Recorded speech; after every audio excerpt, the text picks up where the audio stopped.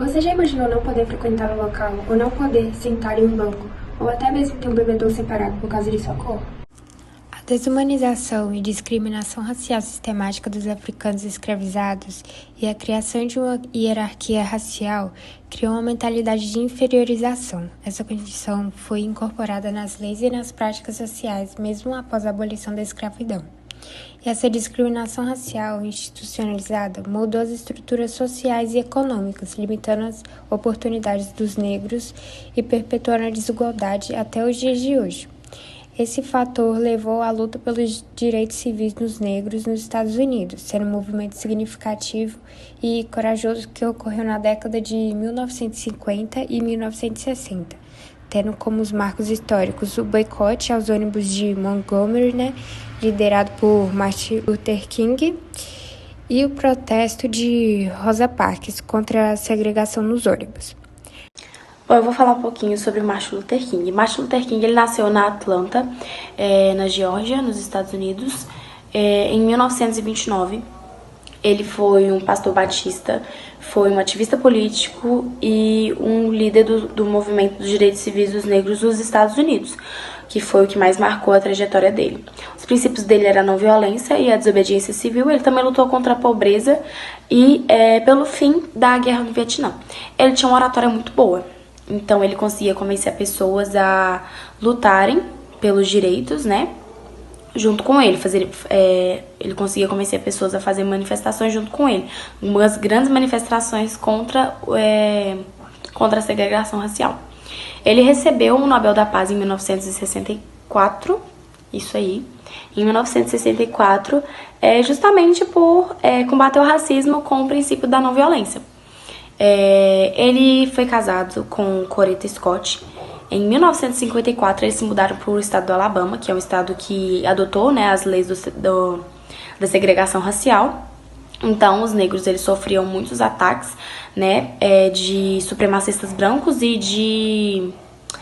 de associações como a Ku Klux Klan. A primeira pessoa que ele defendeu, como já foi falado anteriormente, foi a Rosa Parks. Então, gente, Rosa Parks foi uma costureira negra que se recusou a dar o seu lugar no ônibus para um cara branco.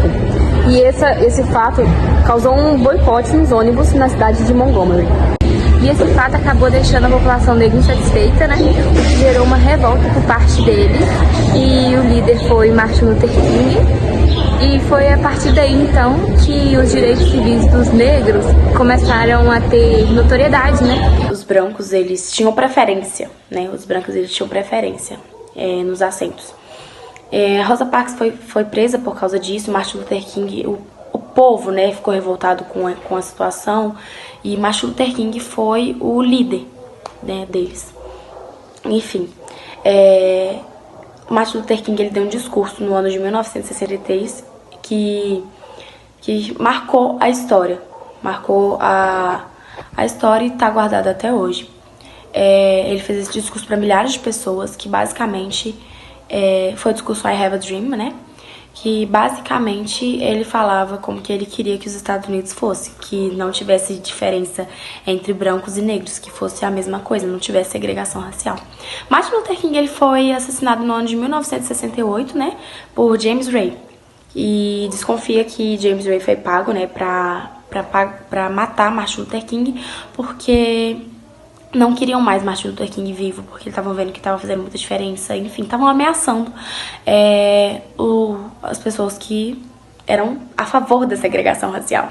Essas ações inspiraram uma série de protestos em todo o país, enfrentando resistência e violência, mas também gerando conscientização e apoio.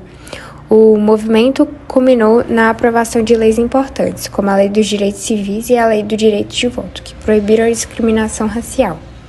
A luta pelos direitos civis teve um impacto profundo na consciência coletiva e nas atitudes da sociedade, destacando a necessidade de igualdade e justiça para todos os cidadãos. Embora desafios persistentes permaneçam, o legado desse movimento continua a inspirar lutas por justiça social em todo o mundo. A cidade de Washington desempenhou um papel fundamental nesse movimento, que forneceu um palco simbólico e político para as manifestações e pressionando por mudanças significativas na sociedade e na legislação.